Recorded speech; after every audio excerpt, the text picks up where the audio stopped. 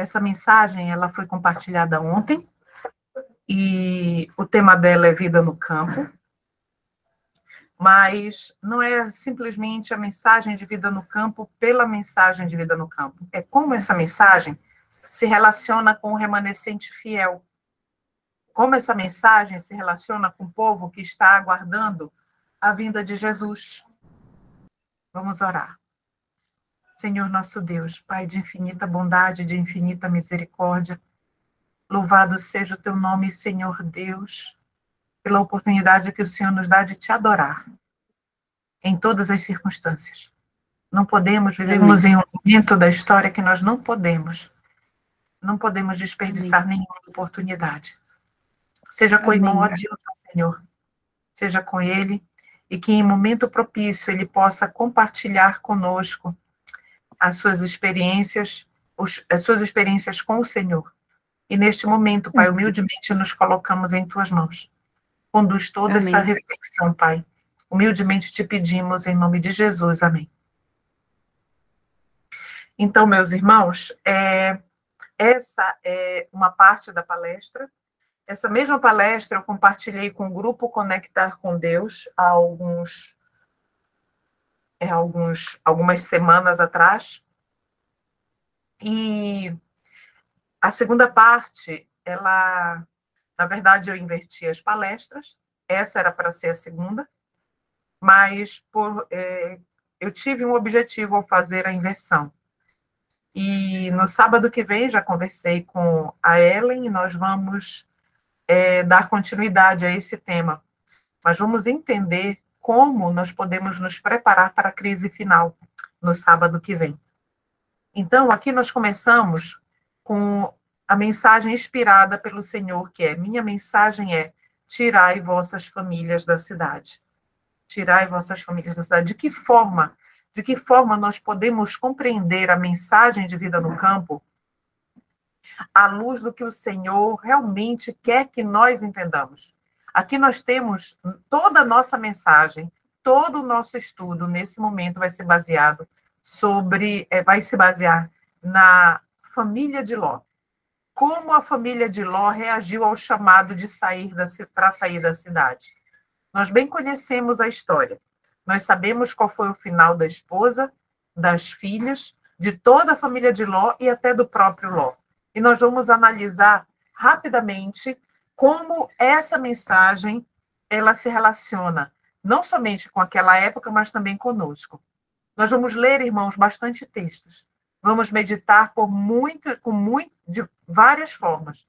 Então, essa mensagem, ela é fundamental para o povo de Deus que está se preparando para encontrar com Jesus. E lá em Lucas 17, 26, 28 e 29, nos diz assim: e como aconteceu nos dias de Noé, como também da mesma maneira aconteceu nos dias de Ló.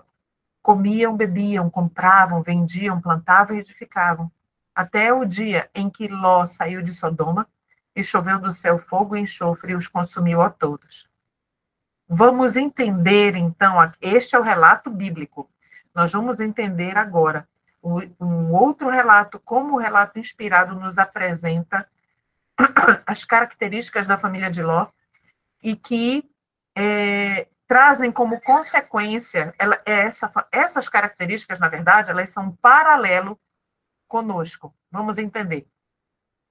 Toda a nossa reflexão é baseada nesses 2 capítulos de Patriarcas e Profetas, 14 e 15, e eu recomendo fortemente que os irmãos leiam com calma posteriormente. E a inspiração diz o seguinte: quando Ló entrou em Sodoma, inteiramente se propunha ele conservar-se livre da iniquidade e ordenar a sua casa depois dele.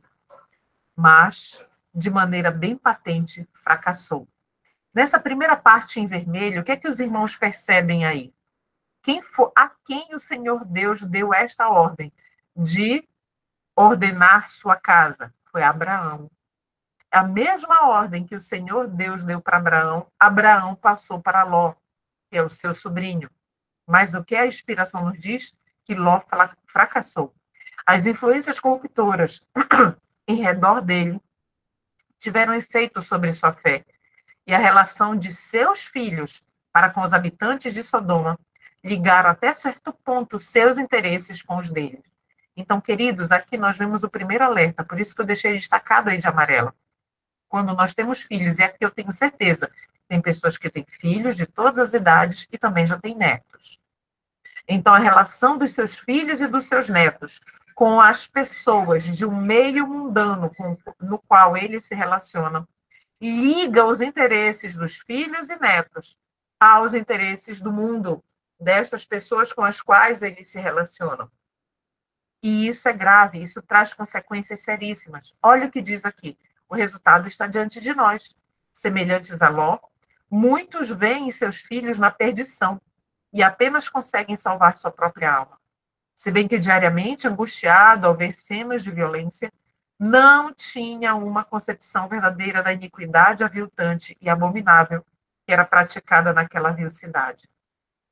Então, os sentidos começam a ficar tão adormecidos que não se consegue mais ver a iniquidade. Quanto mais nós contemplamos o erro e a iniquidade, a nossa concepção do mal ela vai sendo adormecida. É lei tanto da natureza intelectual como da espiritual que pela contemplação nos transformamos. O espírito, olha só, meus queridos, a mudança ela nunca acontece abruptamente, de um momento para o outro, muito pelo contrário. Olha o que o texto diz, eu deixei marcado de amarelo. O espírito gradualmente se adapta aos assuntos com os quais lhe é permitido ocupar-se. Identifica-se com aquilo que está acostumado a amar e reverenciar. Isso nós vemos no grande conflito em mente, caráter e personalidade. Por isso, meus amados, é tão importante que nós escolhamos corretamente o ambiente com o qual nós vamos nos relacionar, nós vamos conviver e também os nossos filhos, nossa família. Então, vamos resumir rapidamente o que nós vimos até agora. Ló viu a corrupção de Sodoma e se propôs a resistir ao mal. O que mais? Ló teve a fé abalada pela contemplação da iniquidade daquela intensidade. Irmãos, a palavra de Deus diz que Ló era um homem justo. Ele era justo. E Ló se salvou por muito pouco, mas ele se salvou. Mas, mesmo assim, a fé de Ló foi abalada. Vamos continuar o nosso estudo. Mas Ló, confuso e aterrorizado, alegava que não podia fazer conforme lhe era exigido, para que não acontecesse surpreendê-lo algum mal e ele morresse. Queridos, olha o grau de insegurança deste homem. Nós lemos agora, olha, Ló teve a fé abalada, e agora nós estamos vendo, depois que Sodoma e Gomorra foram destruídas, o que é que Ló pediu? Não, eu não quero ir ali para o campo, não quero ir para a área desértica. Está vendo ali? Olha só. Ele alegava que não podia fazer conforme Deus estava dizendo para ele. Continuando. Morando naquela ímpia cidade, em meio de incredulidade, sua fé, o que aconteceu? Se enfraquecera. Quanto mais nós estamos em um ambiente em que não é o ambiente que o Senhor Deus deseja que nós estejamos, a nossa fé vai se enfraquecer. Por quê? Porque o princípio é esse. O príncipe do céu estava com Ló, ao seu lado. Contudo, Ló rogava pela sua vida como se Deus, que manifestara tal cuidado e amor para com ele, não mais o guardasse. Deveria ter se confiado inteiramente ao mensageiro divino, entregando sua vontade e sua vida nas mãos do Senhor, sem duvidar ou discutir. Mas, semelhante a tantos outros, esforçou-se por fazer planos para si, por si. Então, meus irmãos, olhe só. Às vezes o Senhor nos diz claramente o que nós temos que fazer. E o que é que acontece? Nós começamos a barganhar com o Senhor. Senhor, e se for dessa forma? Eu não vou estar servindo ao Senhor da mesma forma, do mesmo modo? Então, não barganhemos com o Senhor.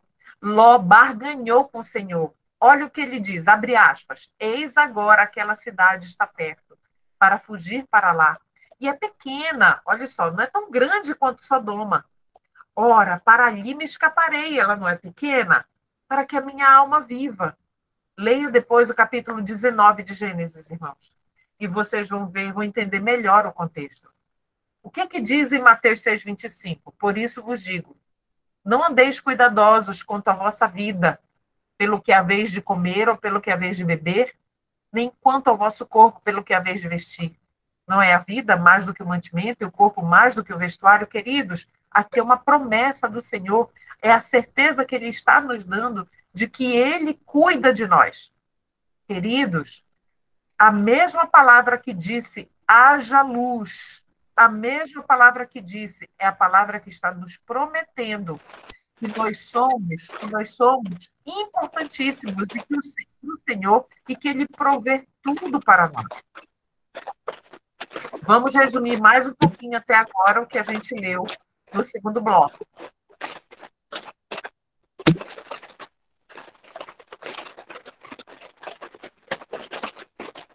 Eu acho que tem um microfone ligado, né?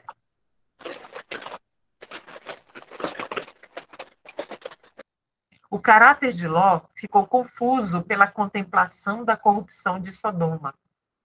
Foi isso que aconteceu com o caráter de Ló. E isso fez com que ele ficasse fraco de fé e ele começasse a sugerir a Deus que a ideia de Deus não era tão boa quanto a dele. Ló não entregou sua vontade nas mãos de Deus. Ló não tomou decisão para Ló tomou decisão para condescender com a sua vontade e não com a vontade de Deus. E aí nós temos na Bíblia um relato que é na Bíblia nós não temos tantos detalhes, mas essa frase do Senhor, lembrai-vos da mulher de Ló, ela é fundamental para nós entendermos o porquê de tudo ter acontecido com a família de Ló e vamos entender os resultados. Os resultados nefastos, tanto para a família dele quanto para o povo de Israel. Olhe só, meus irmãos, a esposa de Ló foi mulher egoísta, irreligiosa, e sua influência exerceu-se no sentido de separar Abraão de seu marido. Olha só, quem foi que separou Ló de Abraão? A esposa de Ló. Olha o que o texto continua dizendo. A não ter sido por causa dela, Ló não teria permanecido em Sodoma, privado do conselho do patriarca, sábio e temente a Deus. Então, se não fosse por ela, Ló estaria até o fim com Abraão. A influência de sua esposa, duas coisas. A influência de sua esposa e as relações entretidas naquela intensidade, a cidade de Sodoma, tê-lo-iam levado a apostatar de Deus se, olha aí, se não tivesse sido a instrução fiel que cedo receberam de Abraão. Se nossos filhos não recebem uma instrução fiel no local que Deus diz que nós devemos estar com eles, eles correm o sério risco de apostatar do Senhor. O casamento de Ló e sua escolha de Sodoma como residência foram os primeiros elos em uma cadeia de acontecimentos repletos de males para o mundo durante muitas gerações. Então, meus irmãos, aquela decisão de se separar de Abraão por influência da sua esposa irreligiosa trouxe como consequência para o povo de Israel duas tribos que foram as maiores pedras no sapato dos israelitas por muito tempo. A esposa de Ló não tinha um bom caráter, apesar das oportunidades religiosas, ela não se converteu. Por isso é que vem um alerta até mesmo para os jovens, para que os jovens estejam bem atentos às escolhas de esposas que eles vão fazer, porque, queridos, a mulher, ela influencia tremendamente o marido. Continuamos a nossa leitura. A influência do exemplo, de seu exemplo, tê-la-ia salvo. Agora, queridos, nós vamos entrar num momento muito importante. Nós precisamos estar juntando as pecinhas do quebra-cabeça de tudo que nós estamos lendo. Por isso que de vez em quando eu dou uma pausa. Vamos resumir. Então, nós vimos que a fé de Ló se abalou e nós vimos também que 2 mensageiros celestiais foram lá e foram dizer: Ló, saia daqui da cidade imediatamente, porque ela vai ser destruída. Só que Ló teve um comportamento que foi determinante para a perdição da sua própria esposa devido à fraqueza da sua fé naquela ímpia cidade. Vamos ler o texto. A influência de seu exemplo tê-la-ia salvo do pecado que selou sua morte. Olha o que está dizendo aqui, que se o exemplo de Ló tivesse sido outro, ela poderia ter sido salva. Mas olha o que diz o seguinte: mas a hesitação e demora dele fizeram com que ela considerasse levianamente a advertência de Deus. O que aconteceu? Ló estava sendo lento demais. A lerdeza dele queria dizer o que? Não é tão urgente, ou então, eu vou abandonar o conforto da minha casa na cidade, o meu carro, o meu emprego, os meus filhos, os meus parentes. Ao mesmo tempo em que seu corpo estava sobre a planície, o coração apegava-se a Sodoma. Era assim que estava o coração da esposa. Os anjos já tinham tirado eles de lá, mas o coração dela ficou. E ela pereceu com Sodoma. Ela se rebelou contra Deus porque seus juízos envolviam a ruína das posses e os filhos. Olha só, queridos. Ela amava mais as suas posses e seus filhos do que a Deus. Os genros de Ló estavam divertindo-se à custa dos temores e advertências do velho, já de espírito enfraquecido. Ló encaminhou-se para as montanhas depois da destruição de Sodoma e habitou em uma caverna, despojado de tudo aquilo por cujo amor ousara sujeitar sua família às influências de uma cidade ímpia. Mas a maldição de Sodoma seguiu mesmo ali. A conduta pecaminosa de suas filhas e queridos aqui vem um tremendo alerta para os pais. E avós também, porque os avós podem aconselhar. A conduta pecaminosa de suas filhas foi o resultado das más associações naquele vil lugar. A corrupção moral de Sodoma se entretecera, irmãos, entretecer é isso aqui, ó. Ela estava tão unida à vida daquelas filhas de Ló, que de tal maneira com o caráter delas, que não podiam discernir mais entre o bem e o mal. Irmãos, é isso que acontece com os nossos filhos. A escola, o local onde eles estudam, vai determinar fortemente que tipo de caráter também os nossos filhos vão ter. A única posteridade de Ló, os moabitas e amonitas, foram tribos vis, idólatras, rebeldes a Deus e inimigos de seu povo. Sua alma justa enfadava-se com a conversação vil que diariamente vinha aos seus ouvidos, e ele era impotente para impedir a violência e o crime. Mas foi finalmente salvo como um tição tirado do fogo, despojado, contudo, de suas posses, privado da esposa e dos filhos, porque ele não tinha apenas as 2 filhas, ele tinha mais filhos e todos pereceram em Sodoma, habitando em cavernas como os animais selvagens, coberto de infâmia, que é vergonha, em sua velhice. Esse foi o preço de uma escolha errada do local onde morar. O Senhor já havia mostrado para Ló onde ele deveria morar, e ele escolheu um outro totalmente diferente. Então, vamos resumir. Ló não tinha firmeza com a sua família, como sacerdote do lar. Ló era demorado em decisões. Ló perdeu tudo o que ele amou na cidade, colocando sua família em risco. A família de Ló ficou apegada ao mundo e às suas características para sempre. Por isso, toda ela se perdeu. Somente Ló se salvou por muito pouco. Vamos agora tecer algumas conclusões sobre a família de Ló. Primeiro, Ló não deveria ter confiado na capacidade humana de resistir ao mal. Queridos, Ló estava sinceramente convicto de que ali ele não iria ser influenciado para o mal e que ele poderia ser uma fonte de luz para Sodoma. E mais adiante nós vamos ver um texto que o Senhor não aprova esse tipo de mentalidade, esse tipo de pensamento. Ló não deveria ter ido morar próximo da cidade. Olha só, próximo, mas ele estava dentro da cidade. Nem próximo ele deveria morar. A mulher de Ló não aproveitou as oportunidades religiosas para a mudança de seu caráter. Ló deveria ter sido de rápida decisão e firmeza com a família, porque talvez isso viesse a salvá-los. E a família de Ló ficou apegada ao mundo e suas características para sempre, e por isso se perdeu. Mas vamos agora ver o contraste, analisar o contraste entre Abraão e o seu sobrinho Ló. Patriarcas e Profetas 1:68 nos diz o seguinte: em grande contraste com a vida de Abraão estava a de Ló.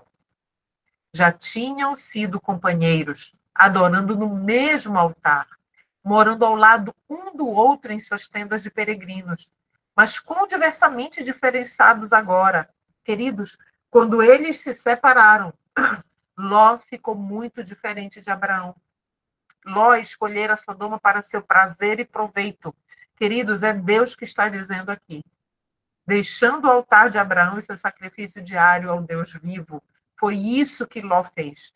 Escolheu um lugar vil para levar a sua família, para que a sua família, lamentavelmente, se perdesse. Então, a primeira parte da citação, nós vimos no início da palestra, minha mensagem é tirar vossas famílias da cidade, só que a citação não para aí. Vamos ler o restante. Quer os homens ouçam, quer não, a mensagem deve ser dada. Esta mensagem, meus irmãos, pode ser que vocês não queiram ouvir, não gostem, ou então outras pessoas não queiram e não gostem, mas ela precisa ser passada do mesmo jeito. É a nossa missão de todos nós transmitirmos essa mensagem. E qual é a conclusão que nós, vamos tirar uma conclusão antes mesmo de ler, de estudar o restante da palestra. O Senhor Deus quer que eu e você saiamos da cidade. Minha advertência é: conservai-vos fora das cidades. Educai nosso povo a sair das cidades para o campo, onde possam obter um pequeno pedaço de terra, não precisa ser grande, gigantesco, e fazer um lar para si e para seus filhos. E aí a serva do Senhor, ela amplia esse pensamento, dizendo que nós não devemos considerar uma privação quando formos chamados a deixar as cidades e mudar para o campo. Por quê? Porque ali, no campo, há ricas bênçãos à espera de que delas nos apropriemos. E o Senhor, o que tipo de bênçãos, que tipo de lições nós podemos aprender no campo? Por que o Senhor diz claramente que nós devemos ir para lá? Vamos ver aqui o texto. Por todo o tempo em que Deus me der poder para falar ao nosso povo, continuarei a convidar quem? Os pais a que deixem as cidades e formem lares no campo, onde possam cultivar o solo e aprender do livro da natureza as lições de pureza e simplicidade. Queridos, Enoque, lá no céu, quando a irmã White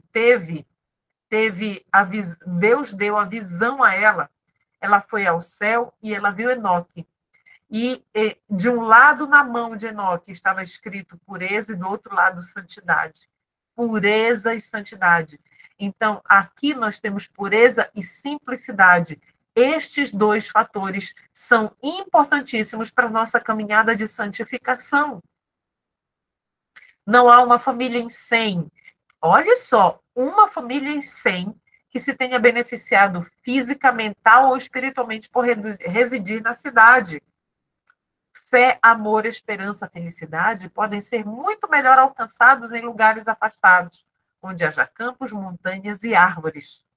Então, é aí que nós devemos estar. Tirai vossos filhos do cenário e sons da cidade, para longe do ruído de veículos, e sua mente se tornará de que forma? Mais saudável. Será mais fácil levar ao coração dos nossos filhos a verdade da palavra de Deus no campo. Nós vamos ver aqui adiante uma citação que diz que o trabalho de educar, formar o caráter dos nossos filhos na cidade é 10 vezes mais difícil do que no campo. Ó, quem será advertido? Outra vez dizemos, sair das cidades. Não considereis uma grande privação terdes que ir para as colinas e montanhas, mas buscai esse retiro, onde podereis estar sozinhos com Deus, para aprender sua vontade e seu caminho. Então, meus irmãos, aqui a citação, ela está nos dizendo claramente que aonde nós aprendemos a vontade e o caminho de Deus é onde nós estamos sozinhos com Ele, sem distrações. A cidade é cheia de distrações e de seduções. E o texto finaliza assim, de manuscrito 85. Insisto com o nosso povo para tornar o trabalho de sua vida, procurar a espiritualidade. Esse é o trabalho da nossa vida, irmãos, procurar a espiritualidade. Cristo está à porta e nós sabemos disso, nós estamos vendo isso.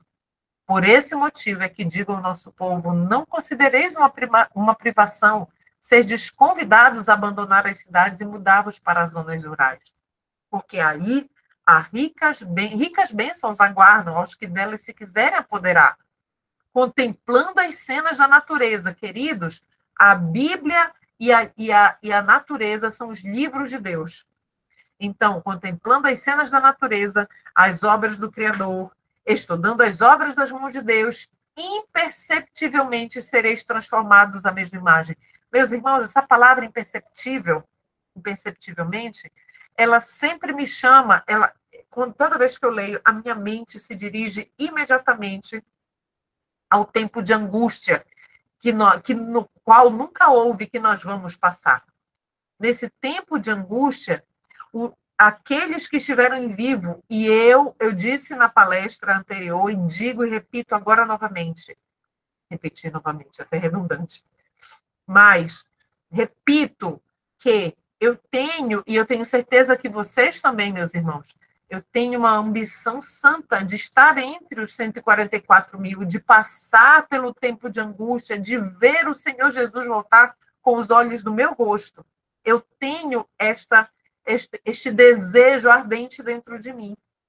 Mas no tempo de angústia, nós vamos perguntar, e eu vou incluir todos nós nisso, nós vamos perguntar a semelhança do que os discípulos perguntaram ali no cenáculo, na última ceia, quando Jesus disse que um deles trairia a Jesus. E eles começaram a perguntar, será eu, Senhor? Será eu, Senhor? Sou eu, o Senhor? Né? Então, isso vai acontecer conosco. No tempo de angústia, nós vamos perguntar assim, Senhor, eu realmente confessei todos os pecados? Senhor, eu não te desonrei, eu não carrego nada, nenhuma mácula, nenhuma mancha. Isso vai nos torturar a alma.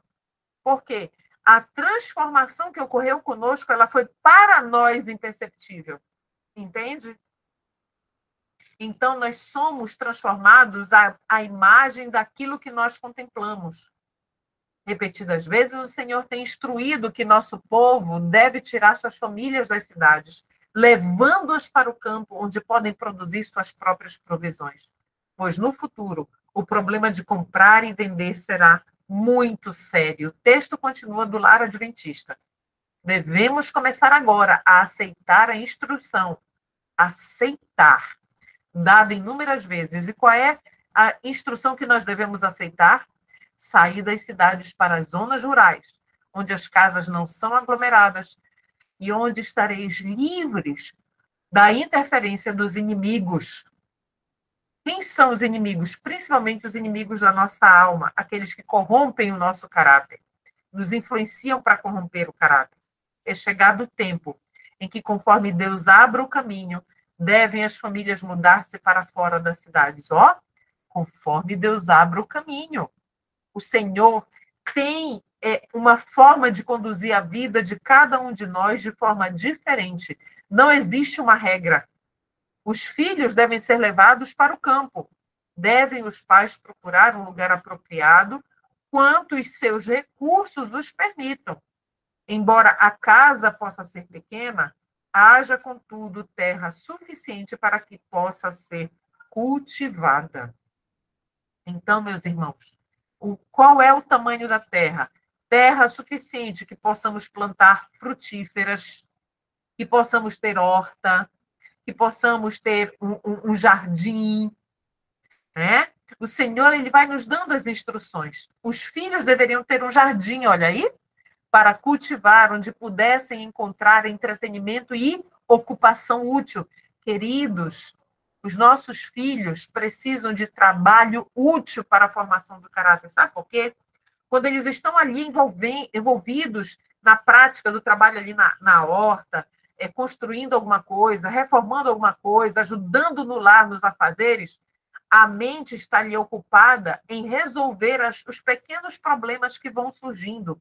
E isso faz com que eles se tornem mais inteligentes e mais sábios também, e dependentes de Deus. O arranjo de plantas e flores contribui para o desenvolvimento do gosto e do juízo, ao mesmo tempo que a familiarização com as úteis e belas criações divinas exercem sobre ele, sobre a mente, uma influência aperfeiçoadora e enobrecedora, dirigindo para onde? Para o autor e senhor de tudo, e não para o mundo, não para as seduções e pela impiedade do mundo.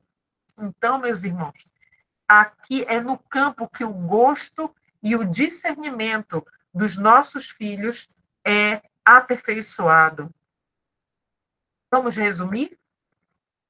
Então, o Senhor, ele nos chama para nós fazermos um lar no campo, não na cidade. E essa mensagem é para 100% do povo de Deus, e não para alguns. Ele diz que ao fazermos um lar no campo, ricas bênçãos nós vamos receber. E que não há, nós vimos também até o momento, que não há nenhum benefício espiritual na cidade. Que é mais fácil levar, lá no campo, é mais fácil levar a verdade ao coração dos filhos. Lá no campo, nós temos a possibilidade de produzir nosso próprio alimento. As casas no campo, elas não são aglomeradas. A educação domiciliar, os filhos sendo educados, como Jesus e João Batista foram educados. Esse é o princípio e é o desejo de Deus para as famílias. A instrução, nós vimos agora, vamos ver agora, os princípios que estão nesta mensagem, neste chamado do Senhor para a saída das cidades. O Senhor nos diz que essa instrução foi dada inúmeras vezes. Queridos, a mensagem de ida para o campo, ela tem muito mais de 100 anos. Essa mensagem ela foi dada como uma advertência para o povo, para que o povo não fosse enganado e permanecesse desavisadamente na cidade. É um convite de Deus para que o nosso caráter ele seja transformado à semelhança do caráter de Deus, de Cristo. A irmã White diz qual é a certeza de que essa é uma mensagem divina, porque ela repete várias vezes, a luz que me foi dada, foi Deus que deu a luz a ela. Procurar o objetivo maior de morar no campo é procurar buscar a espiritualidade, esse é o principal alvo. E aí, então, ao buscarmos ali a espiritualidade, contemplarmos as cenas da natureza e desenvolvermos o trabalho útil, nós seremos transformados à imagem de Jesus e estaremos livres da interferência do inimigo ali, dos inimigos, né?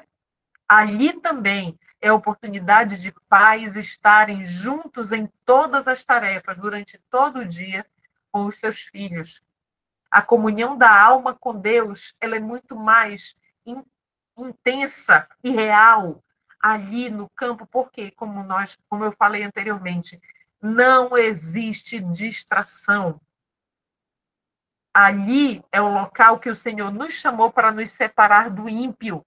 Aí pode pensar assim, então quer dizer que a gente tem que se isolar das pessoas? Não, não é isso que o Senhor Deus está dizendo.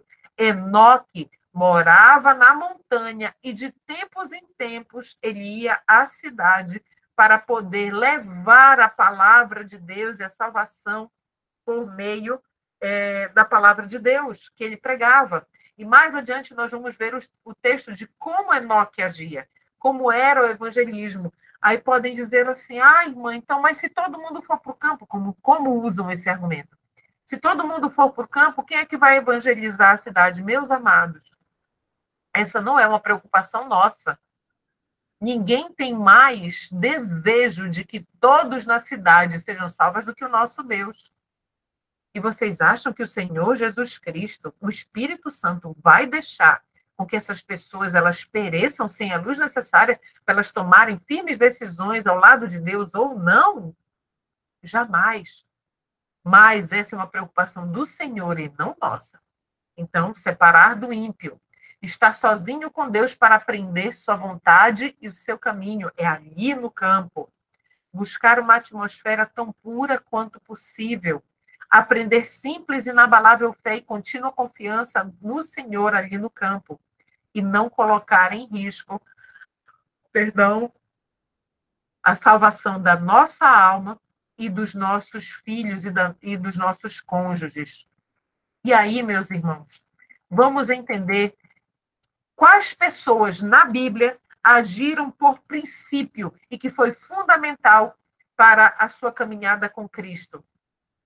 Lembrando que vamos analisar essas pessoas que viveram por princípio, mas dentro do contexto de vida no campo e saída para as cidades. Vamos lá. 7. Os descendentes de Sete subiram as montanhas, olha lá, se afastaram, e lá fizeram sua morada separados dos filhos de Caim. Ali, em seus lares nas montanhas, pensavam preservar-se da impiedade predominante e da idolatria dos descendentes de Caim. Mas depois de lhes serem removidas as exortações e a influência de Enoque, começaram a unir-se com os descendentes de Caim. Irmãos, nós precisamos visualizar aqui essa situação. Olha só. O que é que nós temos aqui?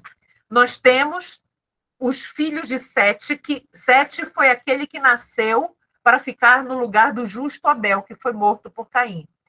Os descendentes de Sete moravam longe da planície. Onde estava Sodoma e Gomorra? Lá no capítulo 18 e 19 de Gênesis, você vai ler que elas são chamadas, não só Sodoma e Gomorra, mas todas as outras menores cidades que igualmente foram destruídas, são chamadas de cidade da Campina, cidade da Campina do Jordão. Então, Sete se afastou da planície do Jordão, né? Não, do Jordão não, se afastou da planície e foi para a montanha. Quem foi que permaneceu na planície, onde a vida era mais fácil, onde havia mais comodidade, não precisava batalhar tanto? Caim e sua descendência. Então, quem ainda manteve os filhos de Sete com bom exemplo, com firmes ali, quem ajudou a manter? Enoque.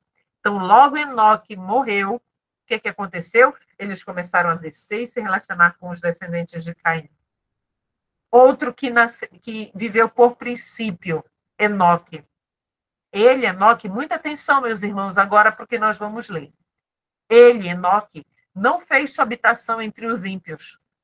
Não se estabeleceu em Sodoma pensando em salvar Sodoma. Ou seja, ele não viveu na cidade pensando em salvar os habitantes da cidade.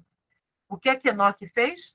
Fixou-se e a sua família, onde a atmosfera fosse tão pura quanto possível, ou seja, longe da cidade, no campo. Então, por vezes, saía os habitantes do mundo com a sua mensagem dada por Deus. Toda visita que fazia ao mundo lhe era penosa.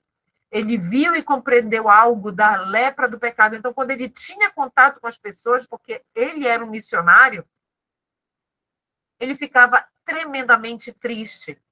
Após proclamar a sua mensagem, o que ele fazia? Ele levava de volta consigo algumas pessoas ao seu lugar de retiro. Alguma daquelas pessoas que haviam recebido a advertência. Ele levava para lá para passar uns dias com ele, recebia na sua casa. Mas olha o que diz o restante do texto. Alguns desses se tornaram vencedores e morreram antes que o dilúvio chegasse. Morreram salvos, porque conviveram com Enoque, foram até a casa de Enoque, viram o estilo de vida dele, aceitaram a verdade que Enoque pregava e, antes que o dilúvio chegasse, eles morreram salvos. Agora, olha o mais, a tristeza do mais. Mas alguns tinham vivido por tanto tempo sob a influência corruptora do pecado que não puderam suportar a justiça. Não retiveram sua pureza de fé, mas retornaram aos seus antigos costumes e práticas. Queridos, nossa função é semear a palavra. Nós não temos como o agricultor, quem vai fazer aquela semente germinar é o Senhor Deus. Então, lembram quando os discípulos, depois que Jesus subiu aos céus, e Pedro foi fazer aquela pregação poderosa depois do derramamento do Espírito Santo no Pentecostes, e 3.000 almas se batizaram em um dia? Aquelas pessoas, o testemunho, o Espírito de profecia nos diz que aquelas pessoas, elas já haviam escutado de Jesus antes, e elas foram balançadas, elas foram tocadas, mas naquele momento elas não estavam prontas. E não aceitaram, não abraçaram a mensagem. Mas quando Pedro pregou e os discípulos traduziram em várias línguas, elas aceitaram imediatamente. Por quê? Porque a semente havia sido plantada. A nossa função é plantar sementes. Nós temos que estar plantando, né? E é o Senhor que vai fazer germinar. Então, vamos avante. Como guardadores dos mandamentos de Deus, temos de deixar as cidades. Como fez Enoque, devemos trabalhar nas cidades, mas não morar nelas. Não é esse o chamado do Senhor para nós. Nossa obra presente é sair do mundo e ser separados. Essa é a nossa obra. É essa a única maneira que podemos andar com Deus, como fez Enoque. Outro que andou por princípio foi Moisés. Vamos entender no contexto de vida no campo. Na solidão das montanhas, vocês percebem que estão falando em colinas e montanhas todo o tempo? Moisés aprendeu aquilo que toda a sua instrução no palácio real fora incapaz de lhe comunicar. Simples e inabalável fé e uma contínua confiança no Senhor. Queridos, perdão, não podemos, é muito difícil adquirir uma simples e inabalável fé, vivendo na cidade como a maioria vive, e desenvolver uma contínua confiança no Senhor. E quando eu falo isso, não é menosprezando, então quer dizer que eu não tenho fé? Por exemplo, eu moro na cidade, eu não tenho fé. Não é isso que está sendo dito. Mas é uma contínua confiança, é aquela fé e aquela confiança, meus irmãos, que vai nos habilitar quando disserem assim para nós: ou você abre mão do sábado e aceita o domingo, ou então você vai para a cadeia, você vai preso, ou então você vai morrer, você vai ser um mártir. Entende? É essa fé que nós precisamos construir hoje. E na cidade, realmente, é muito difícil. E o nosso Senhor Jesus Cristo foi outro que viveu por princípio, no princípio da vida, no campo, e diz o seguinte: quais foram as condições escolhidas pelo Pai infinito para seu filho Jesus? Uma habitação isolada nas colinas da Galileia. Olhe lá, isolada. Está dizendo que Jesus morava numa casinha isolada, longe, isolado quer dizer distante dos demais, nas colinas da Galileia. Um lar mantido pelo trabalho honesto e respeitável.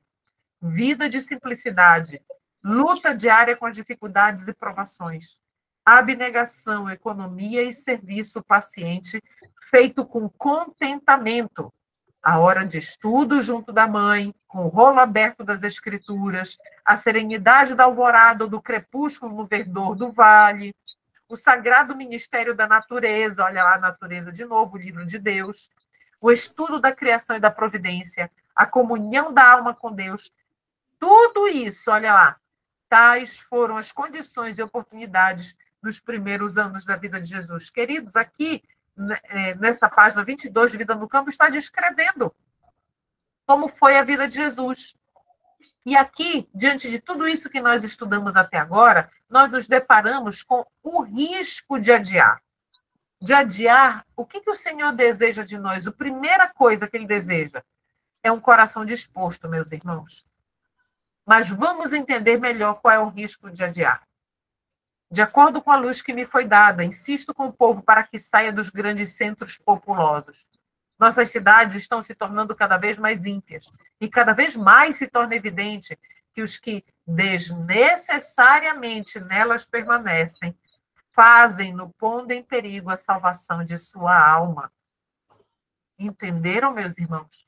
Permanecer desnecessariamente na cidade, permanecendo lá, faz com que nós coloquemos em perigo a salvação da nossa alma e de nossa família.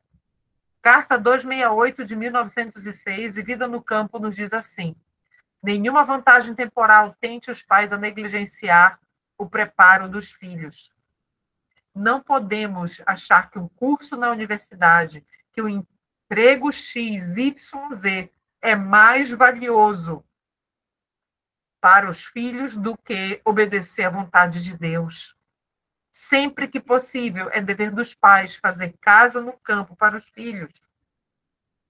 As crianças e os jovens devem ser cuidadosamente, guardados, protegidos. Devem ser conservados, afastados dos focos de iniquidade que se encontram na nossa cidade. Olhe só o conselho do Senhor. Sejam rodeados pela influência de um lar verdadeiramente cristão, um lar onde Cristo habita. E aí, olha só, esse apelo, essa advertência, sair da cidade, essa ordem, ela se repete de diversas maneiras. Olha só essa outra maneira que o Senhor está nos apresentando. Sair das cidades é minha mensagem para a educação dos nossos filhos. Viu? Enviar os filhos para escolas situadas na cidade, onde todo aspecto de tentações está à espera para atraí-los e desmoralizá-los. E essa é a citação que eu falei para vocês. Olha o que vem agora. E a tarefa de edificar o caráter será 10 vezes mais árdua para os pais e os filhos. Antes que passe o dilúvio do açoite sobre os habitantes da terra, o Senhor chama todos quantos são deveras israelitas a que se preparem para esse acontecimento. Será que nós, que estamos todos aqui, nós somos verdadeiros israelitas? Ele envia aos pais o grito de advertência: recolhei vossos filhos em vossa própria casa, afastai-vos dos que desrespeitam os mandamentos de Deus, que ensinam e praticam o mal. Saí o mais depressa possível das grandes cidades, estabelecei escolas paroquiais, dai a vossos filhos a palavra de Deus como fundamento de toda a sua educação.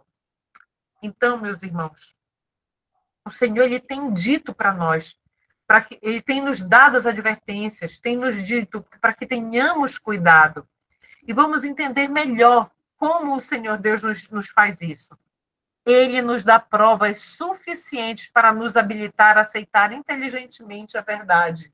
Ele nos dá essas provas, irmãos. Ele não se propõe a remover todas as ocasiões de dúvida e descrença. Muitas pessoas já conversaram comigo e disseram assim, mas será que essa mensagem é para mim? Essa mensagem é para todos. E nós já estamos atrasados, muito atrasados. E o Senhor ele não vai tirar a dúvida de todas as pessoas. Por quê? Porque a dúvida nos leva a buscar cada vez mais saber da vontade de Deus e buscar uma confirmação da vontade dele para nós. Se isso o Senhor fizesse, o que fizesse? Tirar toda a dúvida? Não haveria mais necessidade da prática da fé, pois andaríamos o quê? Por vista.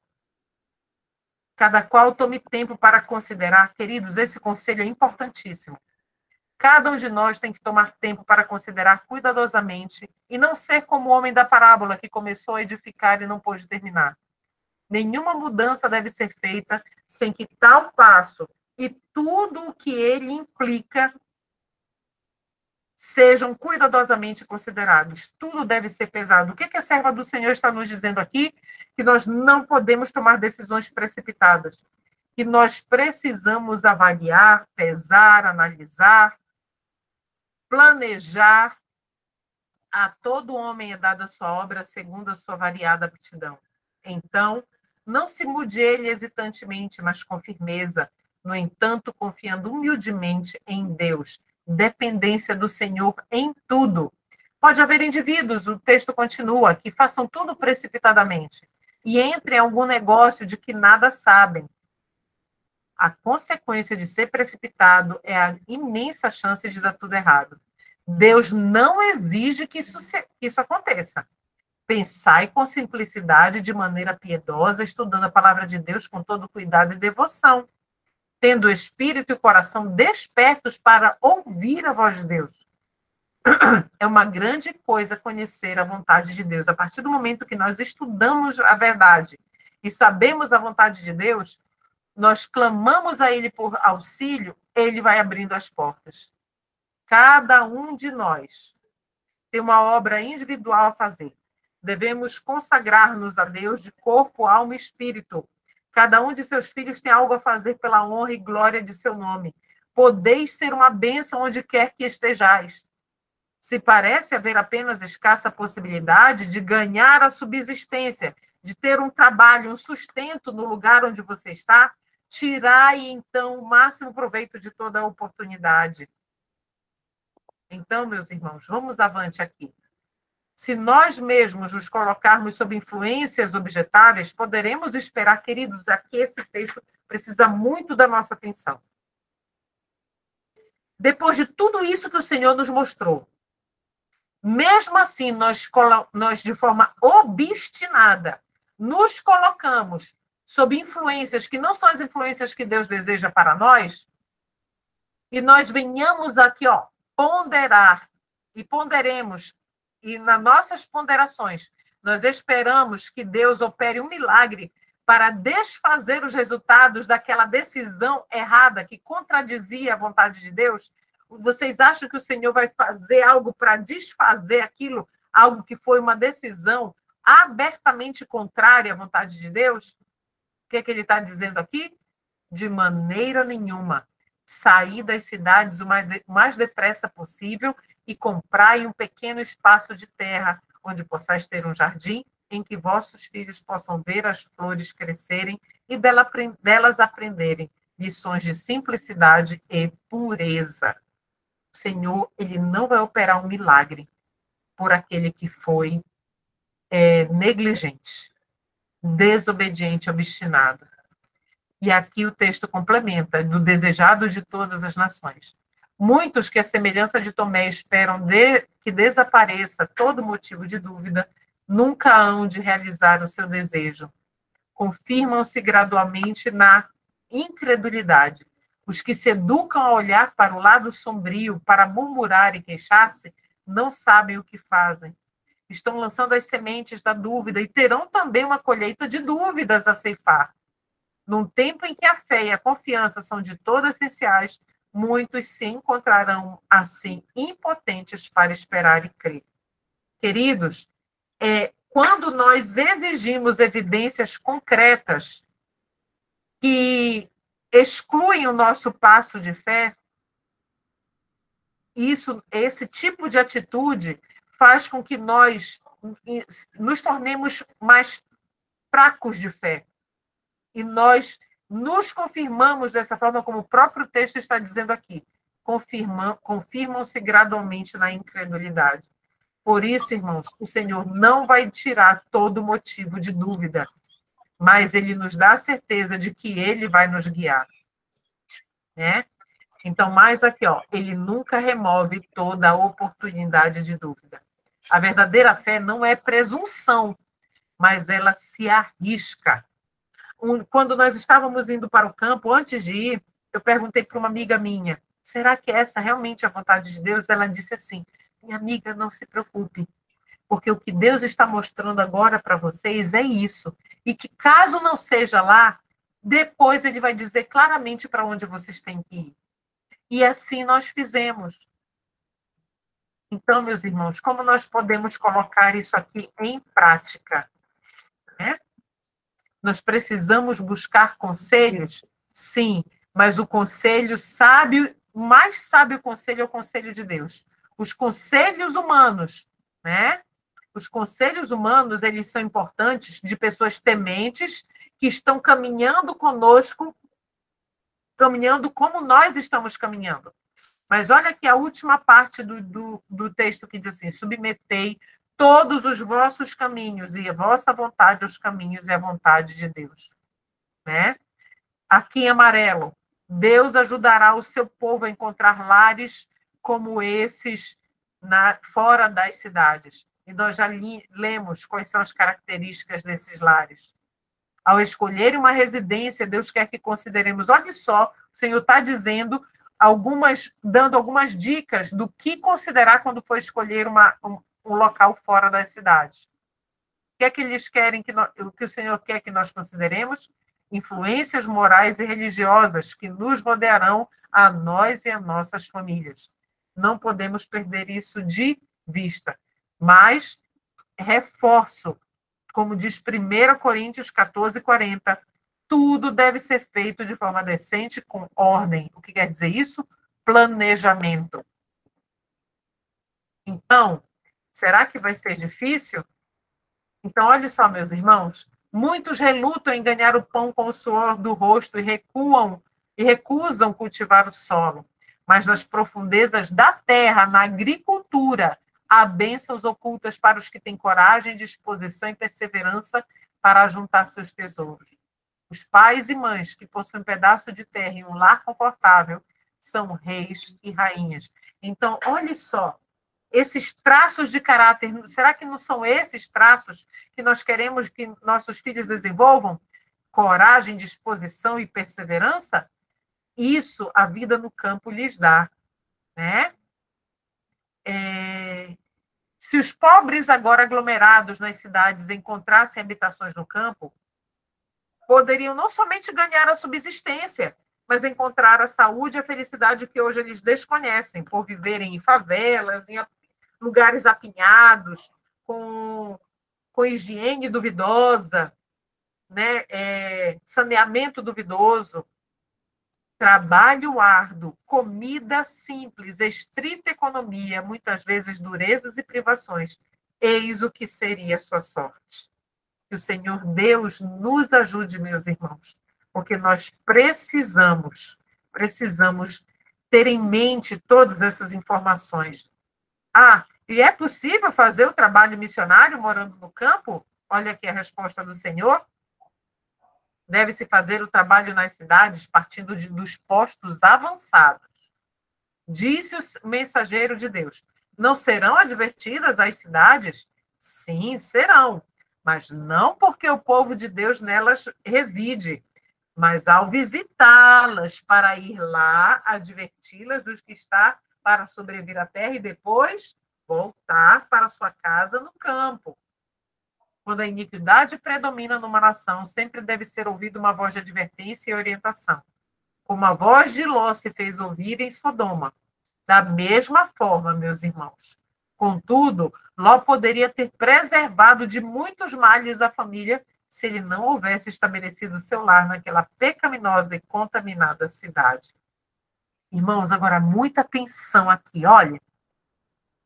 Tudo quanto Ló e a família fizeram em Sodoma poderiam ter feito, mesmo se tivessem residido num lugar a certa distância da cidade.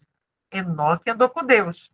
E, a despeito disso, não viveu no meio de qualquer cidade corrompida, com todas as espécies de violência e iniquidade, como Ló tomou essa decisão para ir morar em Sodoma, né? Devemos elaborar, sim, sábios planos para divertir a cidade e, ao mesmo tempo, morar onde possamos proteger nossos filhos e a nós mesmos das influências contaminadoras e corruptoras que nelas tanto prevalecem. Meus irmãos, e essa mensagem, ela é profética? Sim, ela é. Acham-se diante de nós tempos sérios, e grande é a necessidade de famílias saírem das cidades para o campo, a fim de que a verdade seja levada pelos valados.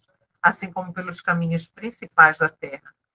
Não nos devemos colocar onde sejamos forçados a estar em íntima relação com aqueles que não honram a Deus, meus irmãos. E às vezes nem mesmo parentes. Principalmente aqueles que têm filhos em formação, pequenos. Brevemente virá uma crise quanto à observância do domingo. Olha a última parte em vermelho lá embaixo. Devemos colocar-nos onde possamos observar o mandamento do sábado em sua plenitude, porque nós vamos ser pressionados a não guardar mais o sábado, né? Então, lá embaixo, precisamos deixar todas as coisas prontas para a crise que vai vir. O que Deus quer dizer é que não nos devemos localizar nas cidades, pois tempos bem tempestuosos estão diante de nós. O Senhor recomenda que seu povo fixe residência longe das cidades, pois a hora em que não cuidares, fogo e enxofre descerá do céu sobre essas cidades. Olha essa parte em vermelho. Se pela providência divina pudermos conseguir um lugar distante das cidades, o Senhor quer que o façamos. Tempos turbulentos estão diante de nós. Então, meus irmãos, a mensagem do Senhor para nós é: não te mandei eu? Esforça-te e tem bom ânimo. Não temas, nem te espantes, porque o Senhor teu Deus é contigo por onde quer que andares. E isso aqui é um encorajamento para nós. E, diante de tudo que nós vimos, qual é o maior testemunho de toda essa mensagem também para nós? Não foi apenas Sete, Enoque, Moisés e João Batista, mas também, e principalmente, o Senhor Jesus Cristo e, posteriormente, a última geração. Queridos, nós somos a última geração que vai estar de pé diante do Senhor. Nós somos Amém. a geração, nós e nossos filhos. Amém. O Senhor Jesus Cristo nos ajude e nos conduza a toda a verdade. Não podemos estar, não podemos negligenciar as verdades que nós estudamos neste dia. Amém. Fortaleça e nos ilumine. Amém. Aleluia, glória a Deus. Amém. Amém. Podemos orar? Sim. Senhor nosso Deus e Pai, louvamos o teu nome e te bendizemos pelo muito que o Senhor tem feito por cada um de nós. Porque Amém. o Senhor não nos deixa sem luz, Senhor.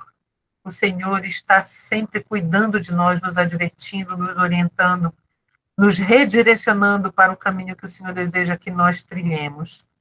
Perdoa os nossos pecados, Pai. E se fomos negligentes ao ouvir a tua mensagem até o dia de hoje e não obedecê-la, por favor, nos perdoa e nos dê força, fé, coragem, determinação para seguirmos toda a palavra que sai da tua boca. Obrigada por ouvires a nossa oração. Dá-nos uma semana de vitórias espirituais no nome do Senhor Jesus Cristo. Amém, Senhor. Amém.